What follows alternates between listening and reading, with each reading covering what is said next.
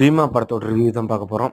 இந்த படம் எப்படி இருக்குது அப்படின்னு பார்த்தீங்கன்னா, ஓவராலாக தமிழ் ஆடியன்ஸை பொறுத்த வரைக்கும் பார்க்கலாம். நம்ம வந்து தெலுங்குல எப்படிலாம் எதிர்பார்ப்போமோ சண்டை, ஆக்ரோஷமான சீன்ஸ் இதெல்லாம் அப்படியே தான் இருக்குது. திரும்ப ரிப்பீட்டட் மாதிரி ஒரு மசாலா படம் எப்படி இருக்குமோ அது மாதிரி இருக்கும்.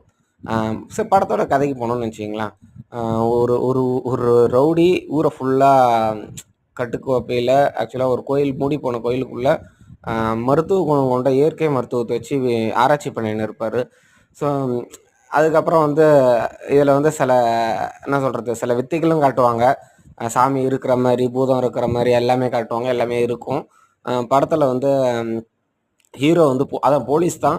ஸோ அவருக்கு வந்து அவர் ஏஜ்லேயே தம்பி இருப்பார். அவர் அண்ணன் கூப்பிட மாட்டார். 2 பேரும் ட்வின்ஸு. அவரோட தம்பி உடம்புல கிளைமேக்ஸில் பூந்து எப்படி கடைசியாக வில்லனை கொன்னாரு அப்படின்ற மாதிரி தான் காட்டுவாங்க. ஓவராலாக படம் வந்து தமிழ் ஆடியன்ஸை பொறுத்த வரைக்கும் பார்க்கலாம். ஹாட் ஸ்டாரில் இருக்குது, பார்த்துக்கோங்க.